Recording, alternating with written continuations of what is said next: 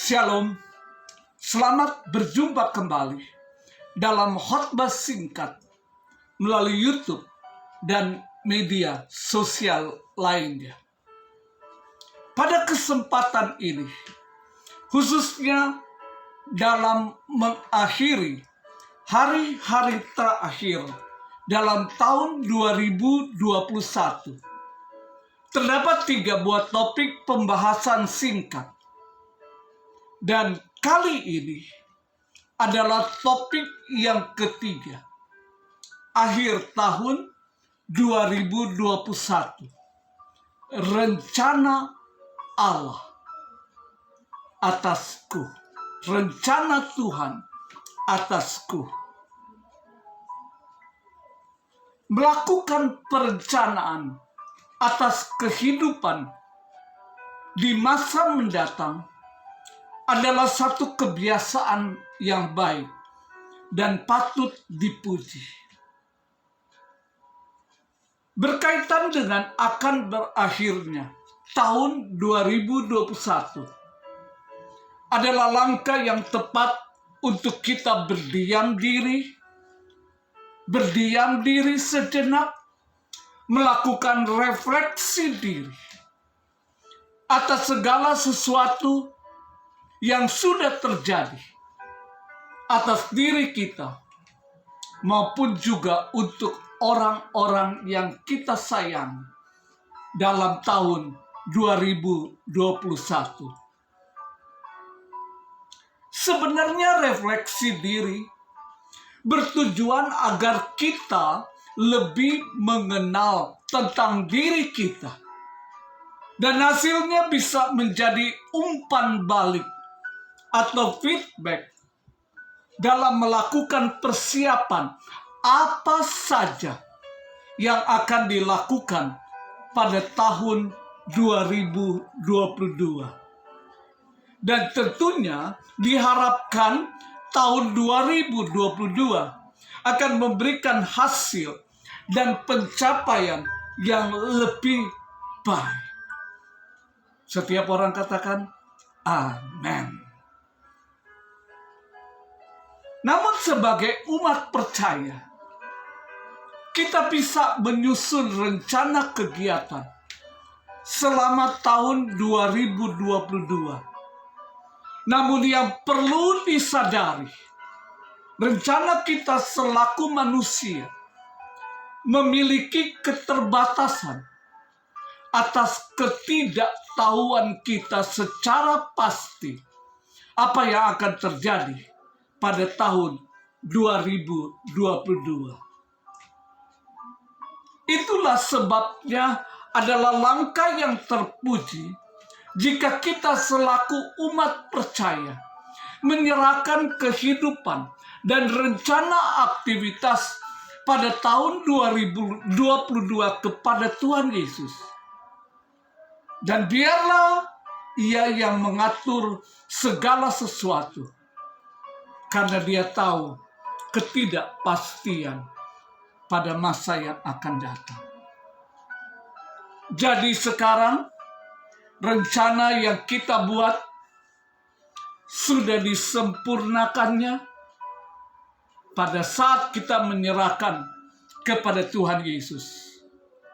Sekaligus rencana ini sudah menjadi rencana Tuhan atas kehidupan kita dan orang-orang yang kita cintai. Rencana aktivitas tahun 2022 bisa mencakup kerinduan untuk memiliki keluarga bagi yang sudah dewasa,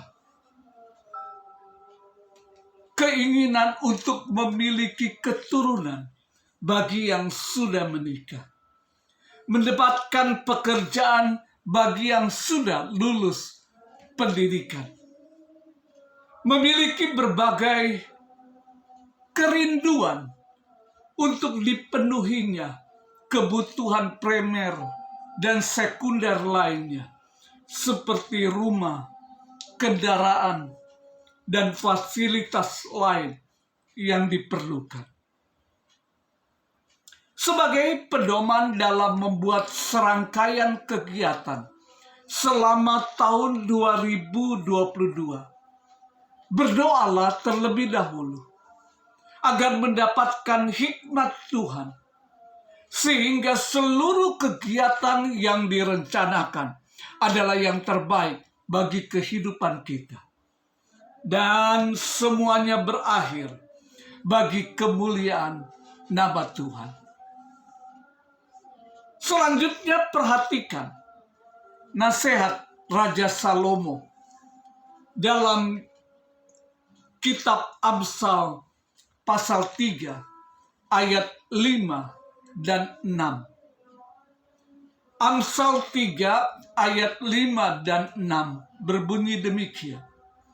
Percayalah kepada Tuhan dengan segenap hatimu, dan janganlah bersandar kepada pengertianmu sendiri. Akuilah Dia dalam segala lakumu, maka Ia akan meluruskan jalanmu.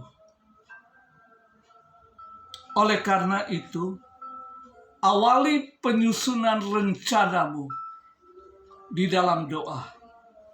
Menyerahkan diri ke dalam tangan Tuhan. Biar semuanya jadi hanya bagi nama Tuhan. Yang terpenting memang semula rencana kita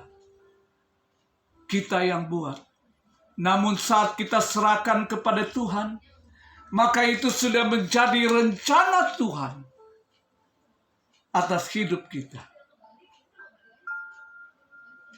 Saudaraku, dalam proses realisasi sepanjang tahun 2022, tidak segala-galanya berjalan mulus.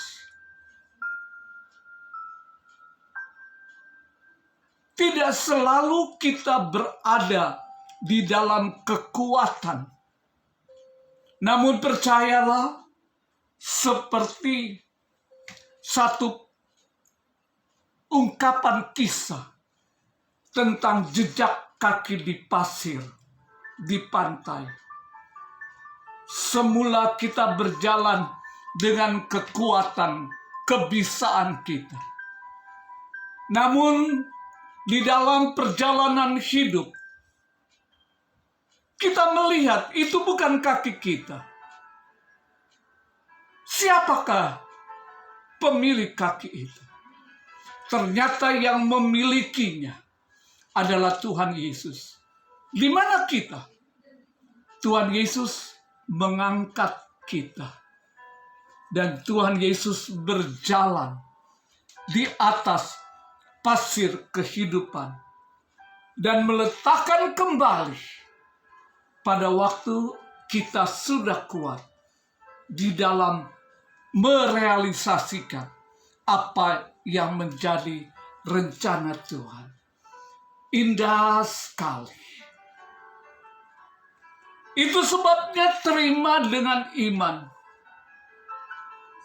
Sebagaimana nasihat Raja Salomo. Firman Tuhan akan meluruskan seluruh jalan kehidupan dan aktivitas kita dalam tahun 2022.